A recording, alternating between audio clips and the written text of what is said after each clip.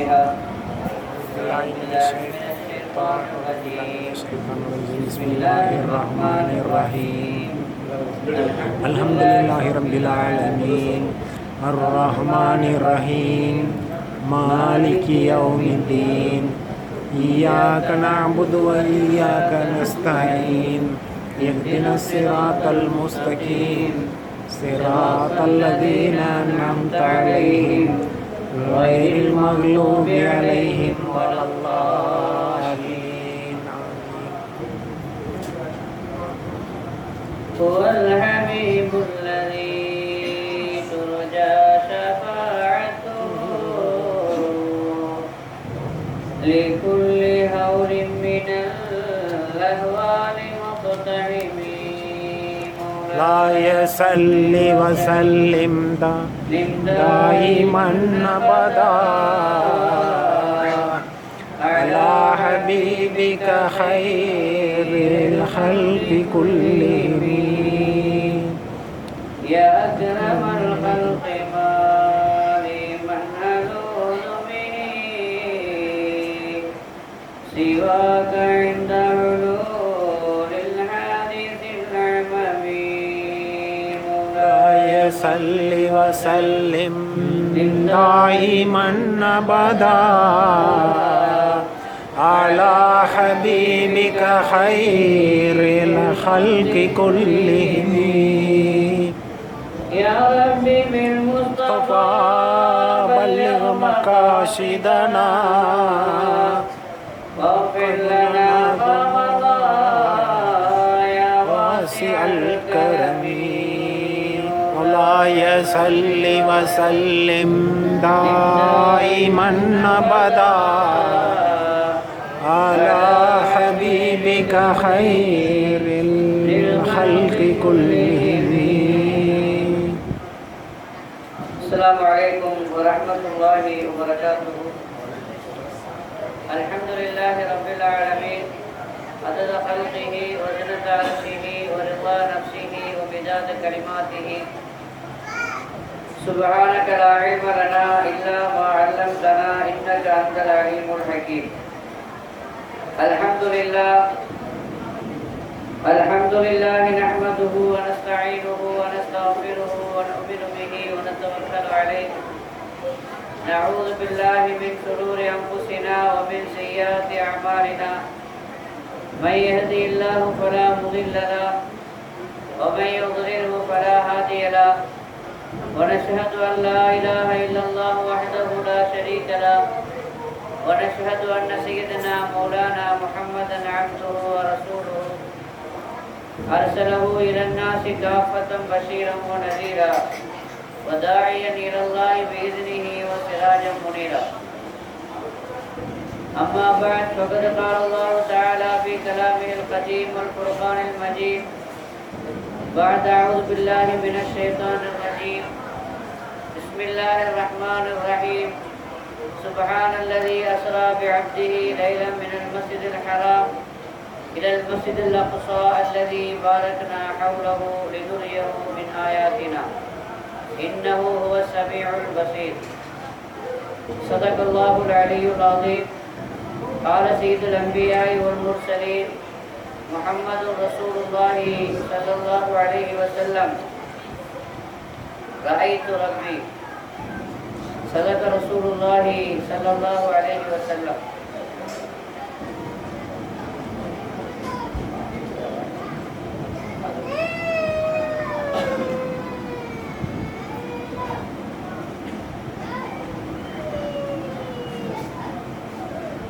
சங்கைக்குரிய பெருமக்களே, மரியாதைக்குரிய இமாம் உஸ்தாத் அவர்களே,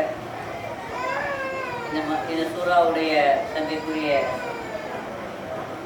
குருசி மற்றும் உள்ள கேஜேகே நிர்வாகஸ்தர்களே, இங்கு வருகிறந்திருக்கிற கண்மணி நாயகம் ரசூலே கரீம் ஸல்லல்லாஹு அலைஹி வஸல்லம் அவர்களின் வாழ்க்கையும் நிறைந்த உம்மத்துக்கள், அல்லாஹ் சுப்ஹானஹு வ தஆலா நம் அனைவரையும் இந்த புனிதமான மஜ்லிஸில் ஒன்று சேர்ந்ததை போன்று கண்மணி நாயகம் ரசூலே கரீம் ஸல்லல்லாஹு அலைஹி வஸல்லம் அவர்களோடு நம்மை சங்கமிக்க செய்வானாக. துன்யா கபலல் நாம் எல்லாம் ஒரு புனிதமான நோக்கத்திற்காக வேண்டி இந்த சிறந்த இடத்திலே ஒன்று கூடியிருக்கிறோம். உம்மா நபி ஸல்லல்லாஹு அலைஹி வஸல்லம் அவர்களின் இஸ்ரா மிஅராஜினுடைய பயணத்தின் பாடத்தையும் அதன் படிப்பினைகளையும் தெரிந்து கொள்வதற்காக வேண்டி இங்கே நாம் கூடியிருக்கிறோம். உத்தம நபி ஸல்லல்லாஹு அலைஹி வஸல்லம் அவர்களுடைய வரலாற்றில் இஸ்ரா மிஅராஜினுடைய நிகழ்ச்சி என்பது அதி அற்புதமான அதிசயமான ஒரு நிகழ்ச்சியாகும். வேறு எந்த நபிமார்களுக்கும் கிடைக்கப் பெறாத மிகப்பெரிய ஒரு பாக்கியத்தை அல்லாஹ் இந்த நிகழ்ச்சியின் வழியாக அவர்களுக்கு வழங்கினார். மனிதன் இந்த உலகத்திலே பிறப்படுத்துவதனுடைய நோக்கம் என்னவென்றால், மனிதனுடைய பிறப்பின் பாக்கியம் நிறைவேற வேண்டும் என்றால் எந்த அல்லாஹ் நம்மை படைத்தானோ அவனை நாம் அறிந்து கொள்வதோடு மட்டுமல்லாமல் அவனை கண்டு அந்த பேர் ஆனந்தத்தை அடைய வேண்டும் என்பதுதான். ஆனால் அந்த எல்லை இல்லாத பேரானந்தம் இந்த உலகத்திலே மனிதர்களுக்கு கிடைப்பதில்லை. இந்த உலகத்திலே நாம் அல்லாஹ்வை ஏற்றுக்கொண்டு அவனது உத்தரவுகளுக்கு மதிப்பளித்து ஏவல்களை எடுத்து விலக்கல்களை விடுத்து நாம் நியாயமாக முறையாக வாழுகிற பொழுது சொர்க்கத்தை அல்லாஹ் நமக்கு நசீபாக்கி அந்த சொர்க்கத்திலே அல்லாஹ்வை தரிசிக்கக்கூடிய அல்லாஹ்வை பார்க்கக்கூடிய மகத்தான பாக்கியத்தை அல்லாஹ் நமக்கு வழங்குவானாக. சொர்க்கத்திற்கு சென்ற பிறகு கிடைக்கக்கூடிய அந்த பாக்கியத்தை அல்லாஹ் இந்த உலகத்திலேயே ஒருவருக்கு கொடுத்தான் என்றால் அது வேறு யாருக்கும் கொடுக்கவில்லை. அது நமது உயிருக்கு உயிரினும் மேலான உத்தம நபி ஸல்லல்லாஹு அலைஹி வஸல்லம் அவர்களுக்கு மட்டும்தான் கொடுத்தார். அந்த பாக்கியமான அந்த நிகழ்வை குறித்து தெரிந்து கொள்வதும் அதை பற்றி பேசுவதும் அதை கேட்பதும் நம்முடைய கடமையாக இருக்கிறது. மிஅராஜ் இஸ்ராவுடைய அந்த நிகழ்ச்சிகளை நாம் கேட்பதன் மூலமாக நமது ஈமானுக்கு உரம் ஏற்படுத்திக் கொள்கிறோம்.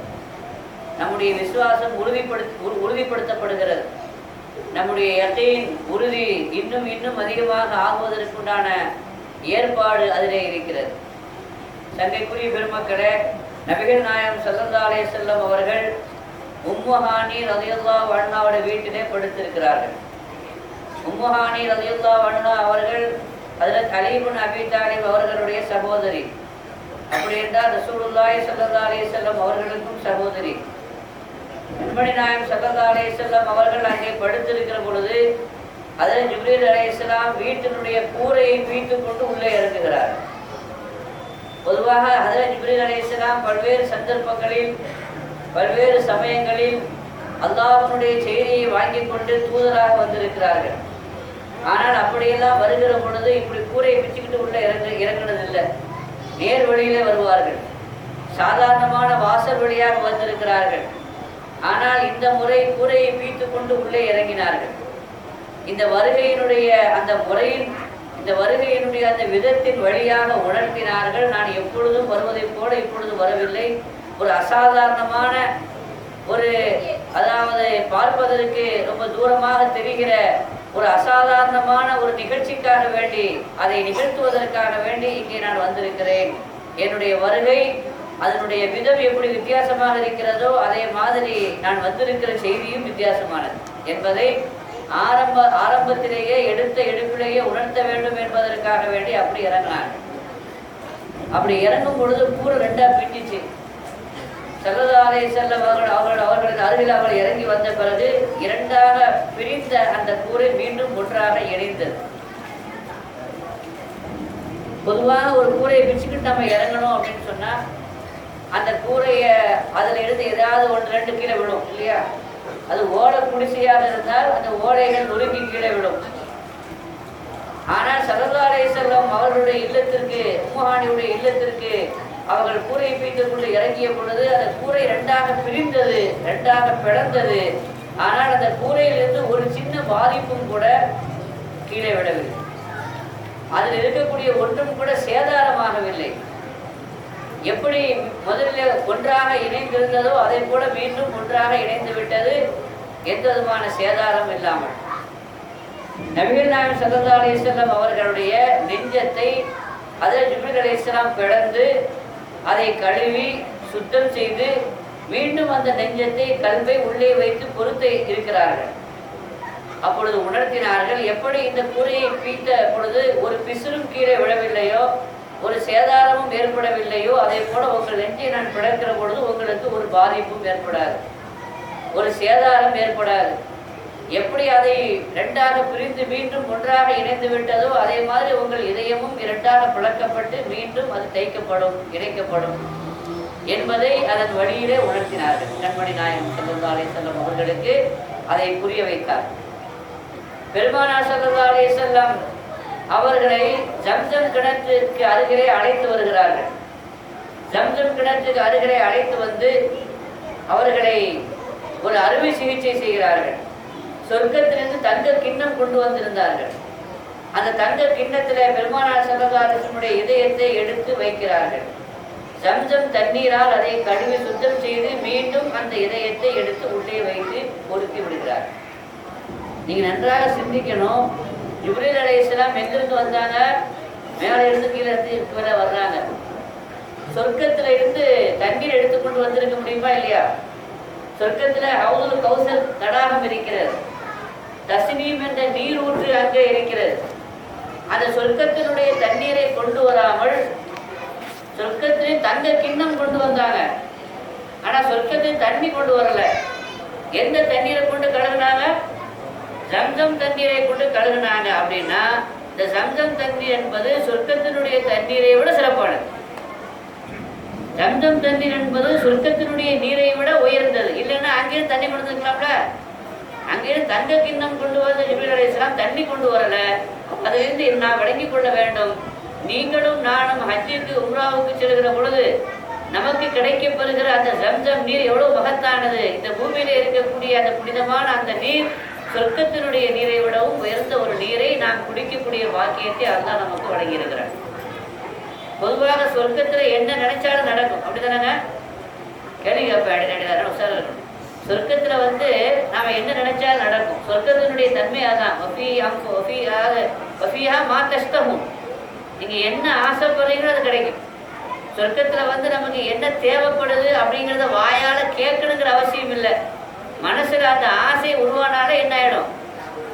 அது நிறைவேறிவிடும்.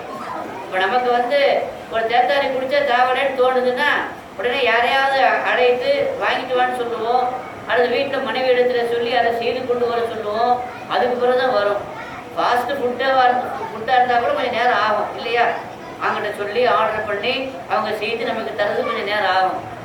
இந்த உலகத்தில் நமக்கு எவ்வளோ பெரிய முதலாளியாக இருந்தாலும் அவருக்கு என்ன வேணும் என்றாலும் கூட அதை காலிம்பில் அழுத்தி அவருடைய ஸ்டாஃப் அங்கிருந்து வந்து தனக்கு என்ன தேவைங்கிறத சொல்லி அதற்கு பிறகு அவர் போய் ரெடி பண்ணி அதை கொண்டு வர்றது எப்படி கொஞ்சம் நேரம் ஆகும்ல. பெரிய பணக்காரனாக இருந்தால் கூட, பிரதமராக இருந்தாலும் சரி தான், ஜனாதிபதியாக இருந்தாலும் சரி தான், சுல்தானாக இருந்தாலும் கூட போய் அதை நிறைவேற்றி கொண்டு வருவதற்கு, தயாரித்து கொண்டு வருவதற்கு நேரம் பிடிக்கும். இது இந்த உலகத்தினுடைய நிலைமை. ஆனால் சொர்க்கத்தில் அப்படி இல்லை.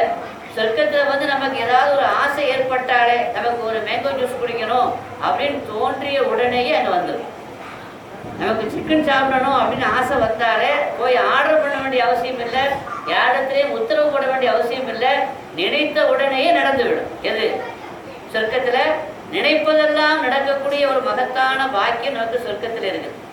எவ்வளோ பெரிய பாக்கியம்! என்ன நினைத்தாலும் நடக்கக்கூடிய அந்த சொர்க்கத்தில் நினைச்சா நடக்கும், நினைச்சா நடக்கும். அந்த தண்ணீரை விட, சொர்க்கத்து தண்ணீரை விட ஜம்ஜம் தண்ணீர் சிறந்தது அப்படின்னா சொர்க்கத்தில் வந்து நினைச்சா நடக்குதா இல்லையா?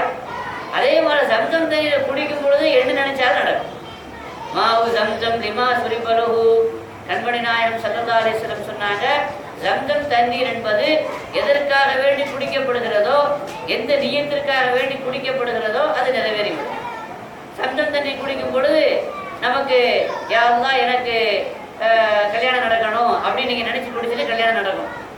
யாருதான் எனக்கு வேலை கிடைக்கணும் அப்படின்னு நினச்சி நீங்கள் குடிச்சிங்கன்னா வேலை கிடைக்கும். யாருதான் எனக்கு கல்வி ஞானம் அதிகமாகணும் என்று நினைத்து நீங்கள் குடித்தால் அது நடக்கும். என்னுடைய ரிசுக்கு விஸ்தீர்ணமாக வேண்டும், கடையில் வியாபாரத்தில் பரக்கத்து ஏற்பட வேண்டும், செழிப்பு ஏற்பட வேண்டும் என்று நினைத்து குடித்தால் அது நடக்கும். ஜம்ஜம் தண்ணி குடிக்கும் பொழுது நம்ம ஒரு துவா நமக்கு கற்றுத்தரப்படுகிறது. ஜம்ஜம் தண்ணி குடிக்கும் பொழுது எது நினைச்சாலும் நடக்கும், எது கேட்டாலும் கிடைக்கும். ஏன்னா சொர்க்கத்தில் எது கேட்டாலும் கிடைக்கும். அதை விட சிறந்த நீர் ஜம்சம் தண்ணீர். அப்ப ஜம்சம் தண்ணீர் குடிக்கும் பொழுது எது கேட்டாலும், எதை மனசை நினைத்து குடித்தாலும் அதான் நிறைவேற்றி வைப்பான். ஆனா நம்ம எதை கேட்கணும்? ஜம்சம் தண்ணீர் குடிக்கும் பொழுது எதை கேட்கும்படி சொல்லப்பட்டிருக்குது? 3 விஷயத்தை கேட்கும்படி சொல்லப்பட்டிருக்கு இல்லையா? இப்படிதானங்க ஜம்சம் தண்ணீர் குடிக்கும் பொழுது 3 கேள்விகள் கேட்க வேண்டும். ஒன்னாவது, கல்வி ஞானத்தை அதிகமாக்கா என்று கேட்கணும். அல்லாஹும்ம இன்னி அஸ்அலுக இல்மன் நாஃபிஅன், பயனுள்ள இல்மை, கல்வியை, ஞானத்தை கொடு. ரெண்டாவது என்னங்க, விசாலமான ரிசுக்கை கொடு என்று கேட்கிறோம். மூன்றாவது ஷிஃபா, நம்முடைய நோய்க்கு நிவாரணம், ஆஃபியத்து, சுகத்தை கொடு என்று கேட்கிறோம். இதுதான் கேட்கணுங்கிறது இல்லை. நமக்கு வேண்டிய பாக்கியங்களில், கிடைக்க வேண்டிய நம்முடைய பாக்கியங்களில் இந்த 3 பிரதானமானது என்பதனால் இந்த 3ஐயும் இங்கே குறிப்பிடப்பட்டிருக்கிறது. இந்த 3ஐயும் கேட்கலாம். இந்த அல்லாத எதை நினைத்து நீங்கள் ஜம்சம் தண்ணீர் குடித்தாலும் அது கிடைக்கும். ஏன்னா பொதுவாகவே சொல்லிட்டாங்க ஸல்லல்லாஹு அலைஹி வஸல்லம், மாவு ஜம்சம், ஜம்சம் தண்ணீர் என்பது லிமா சுரிபலஹு, எதற்காக வேண்டி அது குடிக்கப்படுகிறதோ, எந்த நியத்தில் குடிக்கப்படுகிறதோ அது கிடைக்கும். ஒரு சகோதரி எனக்கு கல்யாணம் நடக்க வேண்டும், சாலிஹான ஒரு கணவர் எனக்கு கிடைக்க வேண்டும் என்று நியத்தில் அதை குடித்தால் நிச்சயமாக அல்லாஹ் உடனே கபூலாக்குவான்.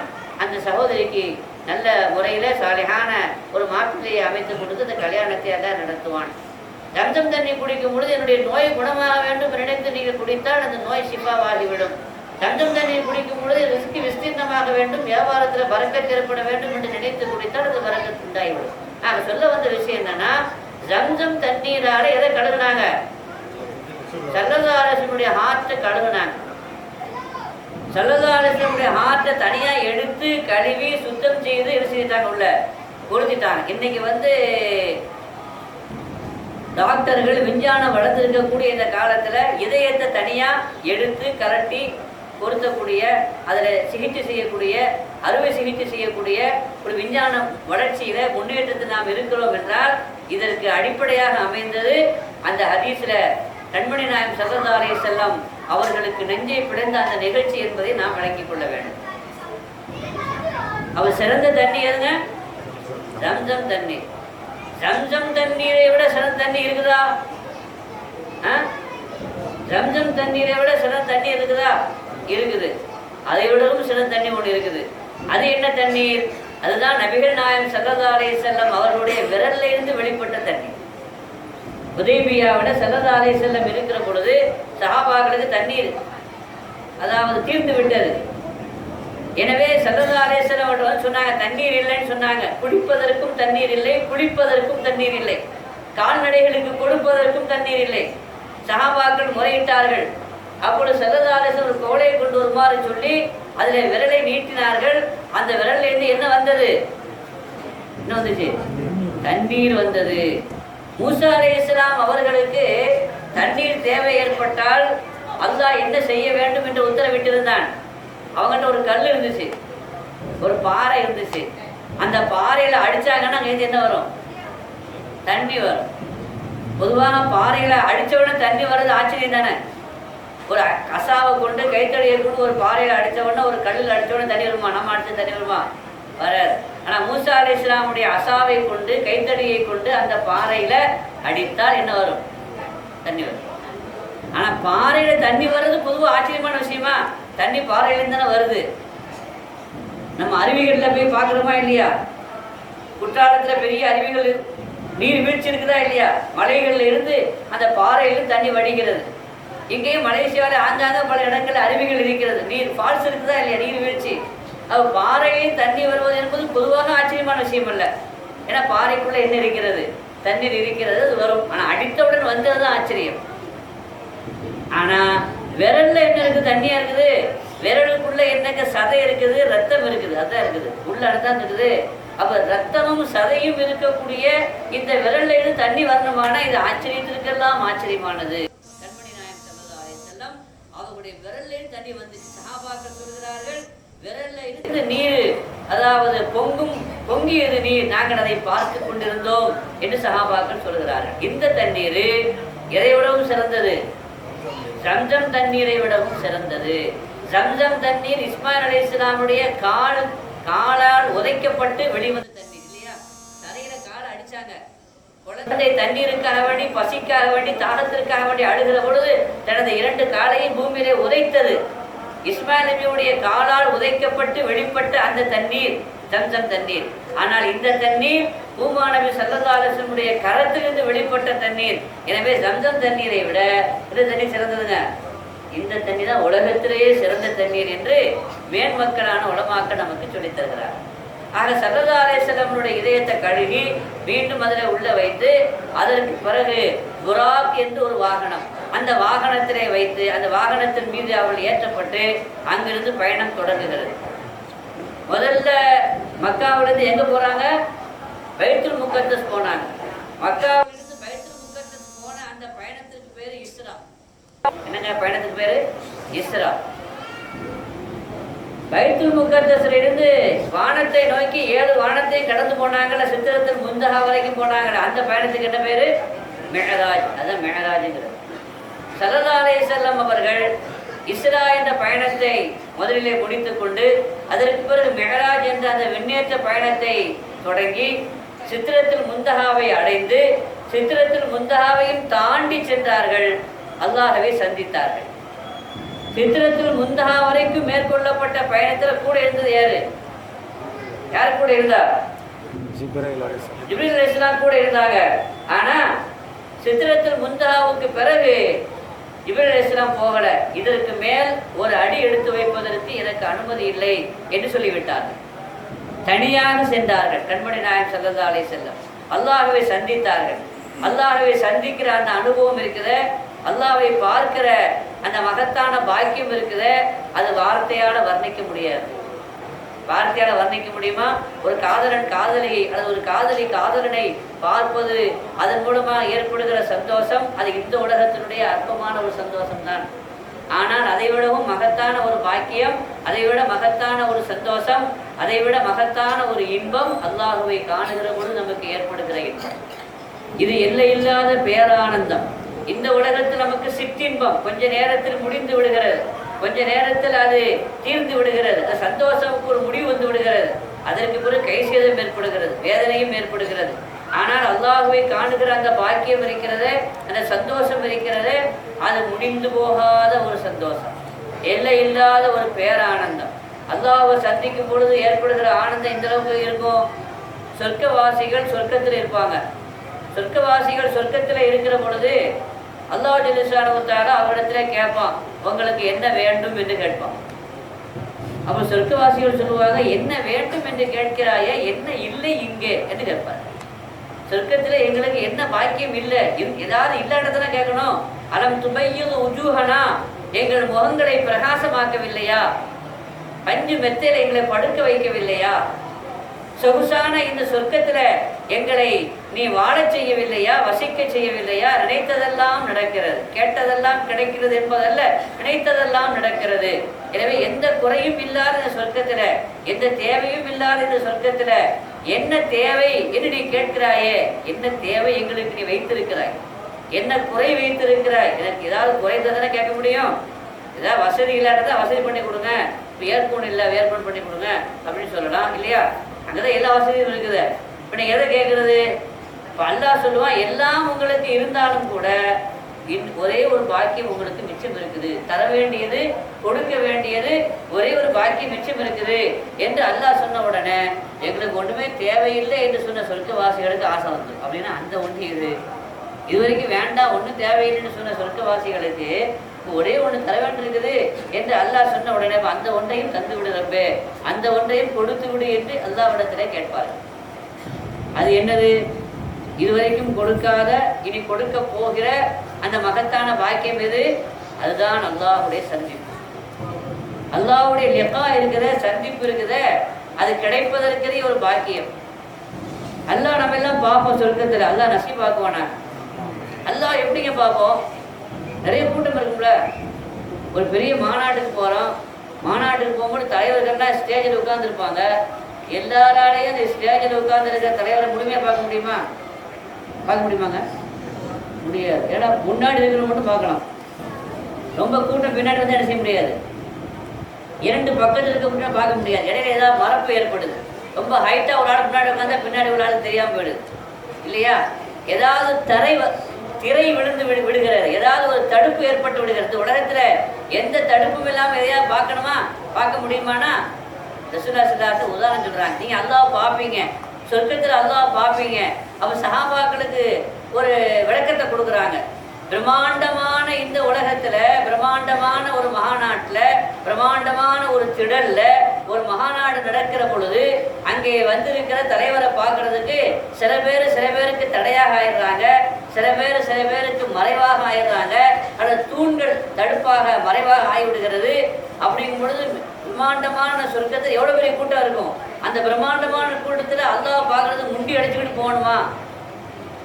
அல்லாஹ் பார்க்கறதுக்கு யாருக்கும் மறைவாக இருப்பாங்களா?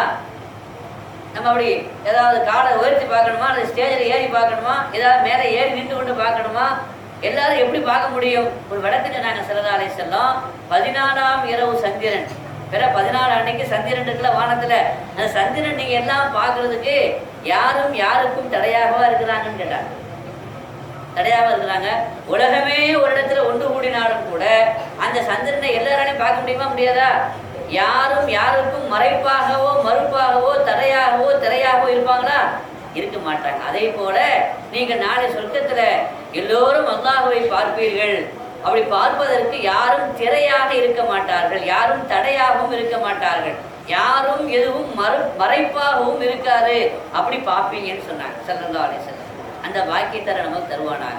அதுதான் சொர்க்கத்தினுடைய உச்சகட்டமான ஒரு இன்பம்.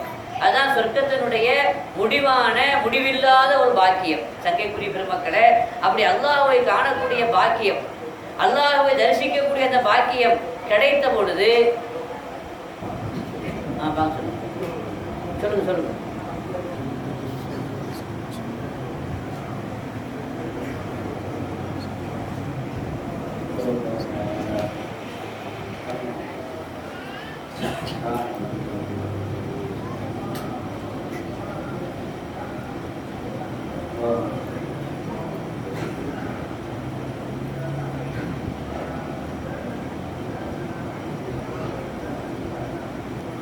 கண்மணி நாயகம் ஸல்லல்லாஹு அலைஹி வஸல்லம் சொன்னார்கள், ஒரு மூமின் சொர்க்கத்தில் அல்லாஹ்வை சந்திக்கும் பொழுது எல்லையில்லாத அந்த பேர் ஆனந்தத்தை அவன் கண்டுகொண்டு அப்படியே அவன் பார்த்து கொண்டே இருப்பான். எந்த அளவிற்கு அந்த ஆனந்தம் இருக்கும், எந்த அளவிற்கு அந்த மகிழ்ச்சி இருக்கும் என்றால் சொர்க்கமே மறந்துவிடும், சொர்க்கத்தினுடைய சுகமே மறந்துவிடும். அவன் அல்லாஹ்வை பார்த்து அதிலே லயித்திருப்பான். எந்த அளவுக்கு லயித்திருப்பான் என்றால், சரி போதும், இன்று இதோடு போதும், நீங்களெல்லாம் உங்களுடைய இருப்பிடங்களுக்கு செல்லுங்கள் என்று சொல்லும் பொழுது யாரும் கேட்க மாட்டார், யாரும் போகவும் மாட்டார். யாரும் போகாமல் அப்படியே அங்கேயே நின்று கொண்டிருப்பார்கள். அப்பொழுது அல்லாஹ் உத்தரவிடுவான். என்ன உத்தரவிடுவான்? போச்சுன்னா போக மாட்டேங்கிறாங்க. அப்போ அவங்கள என்ன செய்யணும்? அவங்க இருப்பிடத்திற்கு அவங்கள கொண்டு செல்லணும். குர்ஆன் ஷரீஃபில் அல்லாஹ் சொர்க்கவாசிகளை பற்றியும் நரகவாசிகளை பற்றியும் சொல்கிறான். சொல்லும் பொழுது வசீகல்லதி நத்தக்கவ் ரப்பஹும், முத்தகீன்களை ரப்பை பயந்து நடந்தவர்களை இறை பக்தியாளர்களை சொர்க்கத்திற்கு இழுத்து செல்லப்படுவார்கள் என்று அல்லாஹ் சொல்றான். சொர்க்கத்திற்கு இழுத்து செல்ல வேண்டிய தேவை என்ன? வசீகல்லதீன கஃபரு இலா ஜஹன்னம சுமரா, காஃபிரானவர்களை நரகத்திற்கு இழுத்து செல்லப்படும் என்றும் அல்லாஹ் சொல்கிறான். ரெண்டுக்கும் ஒரே வாசகத்தை தான் அல்லாஹ் பயன்படுத்தியிருக்கிறான். காஃபிரானவர்களை நரகத்திற்கு இழுத்து செல்லப்படும் என்றால் புரிகிறது. ஏன்னா நரகத்திற்கு யாரும் தானா போவாங்களா? இஷ்டப்பட்டு செய்வாங்க, கஷ்டப்பட்டு தானங்க போவாங்க. அப்போ அவங்களை என்ன செய்ய வேண்டிய தேவை ஏற்படுகிறது? இழுத்து போக வேண்டிய அவசியம் ஏற்படுகிறது. ஜெயிலுக்கு யாரும் தானா போக மாட்டாங்க. அதனால போலீஸ்காரர் என்ன செய்யறான்? கையில விலங்கிட்டு அவர்களை இழுத்து கொண்டு எங்கே சேர்க்கிறான்? ஜெயிலில் கொண்டு போய் சேர்க்கிறான். அதே மாதிரி நரகத்துல யாரும் தானா போக மாட்டாங்க, அவங்களை இழுத்து கொண்டு வந்து என்ன செய்யப்படும்? அங்கே சேர்க்கப்படும். அது புரிகிறது நமக்கு. ஆனா அல்லாஹ் அதே மாதிரி சொல்லுகிறான், முத்தகீன்களை அல்லாஹ்வை பயந்து வாழ்ந்தவர்களை சொர்க்கத்திற்கு இழுத்து செல்லப்படும். சொர்க்கத்துக்கு யாராவது போக மாட்டேன்னு சொன்னா தானே இழுத்து வரணும். ஆனா அல்லாஹ் அங்க என்ன சொல்கிறான்? சொர்க்கத்துக்கு இழுத்து செல்லப்படும். அப்படின்னா சொர்க்கத்துக்கு இழுத்து செல்லப்பட வேண்டிய தேவை என்ன வந்துச்சு அப்படின்னா, இவங்க அல்லாஹ்வை பார்த்துக்கிட்டே இருப்பாங்க. அல்லாஹ் பார்த்துக்கிட்டே இருக்கும் பொழுது அந்த பேரானந்தத்துல மகிழ்ச்சியில யாருமே அவங்களோட இருப்பிடத்திற்கு என்ன செய்ய மாட்டாங்க, செல்ல மாட்டார்கள். அப்பொழுது அல்லாஹ் சொல்லுவா, எல்லாரும் இழுத்துட்டு போங்கன்னு சொல்லுவாங்க. அவங்களுடைய சொர்க்கத்திற்கு அவங்களை இழுத்து கொண்டு செல்லுங்கள். சங்கைக்குரியவர்களே, சொர்க்கத்துல அந்த அல்லாஹ்வுடைய சந்திப்பு எனக்கும் உங்களுக்கும் கிடைப்பதற்கு அல்லாஹ் தௌஃபீக் செய்வானாக. இந்த சந்திப்பு யாருக்கு கிடைக்கும்? சந்திப்பு யாருக்கு கிடைக்கும்? நபிகள் நாயகம் ஸல்லல்லாஹு அலைஹி வஸல்லம் சொன்னாங்க, இஸ்ஸாயிமி ஃபரஹத்தான், நோன்பு வருகிறது, ரமலானுடைய மாதம் வருகிறது, நோன்பாளிக்கு ரெண்டு சந்தோஷம் இருக்கிறது. ஃபரஹத்துன் இன்த ஃபித்ரிஹி, ஒரு சந்தோஷம் நோன்பு திறக்கும் பொழுது அவனுக்கு ஏற்படுகிற மகிழ்ச்சி. இன்னொரு சந்தோஷம்னா ஃபரஹத்துன் இந்த லிகாஇ ரப்பிஹி, ரப்பை சந்திக்கும் பொழுது ஏற்படுகிற மகிழ்ச்சி. அப்போ நோன்பாளிக்கு அந்த சந்திப்பு கிடைக்கும். அல்லாஹ்வை காணக்கூடிய, அல்லாஹ்வை சந்திக்கக்கூடிய பாக்கியம் யாருக்கு கிடைக்கும்? நோன்பாளிக்கு கிடைக்கிறது. எனவே அந்த சந்திப்பின் மூலமா ஏற்படுகிற அந்த இன்பம் எல்லை இல்லாதது, அளவிட முடியாதது, பேரானந்தம். அந்த பேரானந்தம் நமக்குலாம் எங்கெங்க கிடைக்கும்? சொர்க்கத்துல கிடைக்கும். அல்லாஹ் நசீபாக்குவானாக. ஆனா அந்த பாக்கியத்தை அல்லாஹ் இந்த உலகத்துல யாருக்கு கொடுத்தான்? உம்மா நபி ஸல்லல்லாஹு அலைஹி வஸல்லம் கொடுத்தான். நேரிலேயே சந்தித்தார்கள். நேரிலேயே சந்தித்து அந்த பேரானந்தத்தை பெற்றார்கள்.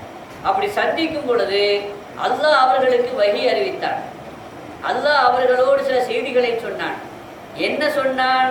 ரெண்டு பேரும் தனியா சந்திக்கும் பொழுது என்ன சொன்னா, என்ன பேசினா அப்படிங்கிறத வார்த்தையால வர்ணிக்க முடியாது. அல்லாவே சொல்லிட்டான், அவுஹா இலா அப்திஹி மா அவுஹா, என்ன பேசினாங்கிறத விரிவா டீட்டெயிலா சொல்லல.